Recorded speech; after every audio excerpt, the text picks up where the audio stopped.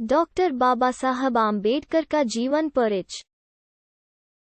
बाबा साहब का पूरा नाम भीमराव रामजी आम्बेडकर था।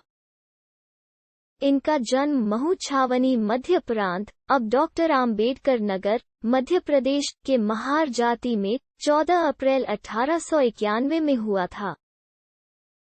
आम्बेडकर ने 2 शादियां की। उनकी पहली पत्नी रमाबाई आम्बेडकर तथा दूसरी पत्नी डॉक्टर सविता आम्बेडकर थी। बाबा साहब के पुत्र का नाम यशवंत आम्बेडकर था। बाबा साहब के पिता का नाम रामजी मालौजी सकपाल और माता का नाम भीमाबाई था। आम्बेडकर विपुल प्रतिभा के छात्र थे।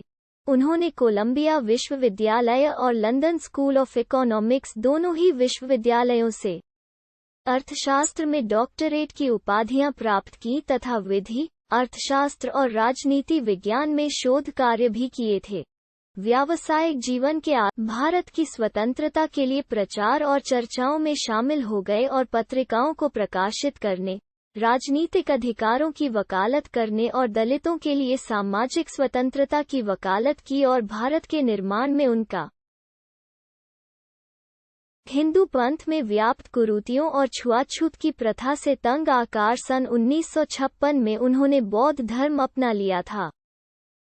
सन 1990 में उन्हें भारत रत्न, भारत के सर्वोच्च नागरिक सम्मान से मरणोपरांत सम्मानित किया। बाबा साहब को सामाजिक और आर्थिक रूप से गहरा भेदभाव सहन करना पड़ता था। भीमराव आम्बेडकर के पूर्वज लंबे समय से ब्रिटिश ईस्ट इंडिया कंपनी की सेना में कार्यरत रहे थे और उनके पिता रामजी सकपाल भारतीय सेना की महू छावनी में सेवारत थे तथा यहां काम करते हुए वे सूबेदार के पद तक पहुंचे थे। उन्होंने मराठी और अंग्रेजी में औपचारिक शिक्षा प्राप्त की थी। अपनी जाति के कारण बालक भीम को सामाजिक प्रतिरोध का सामना करना पड़ रहा था।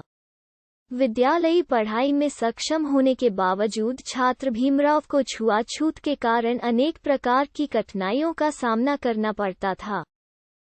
आम्बेडकर का मूल उपनाम सकपाल की बजाय आम्बेडकर लिखवाया था, जो कि उनके आम्बेडवे गांव से संबंधित था, क्योंकि कोंकण प्रांत के लोग अपना उपनाम गांव के नाम से रखते थे।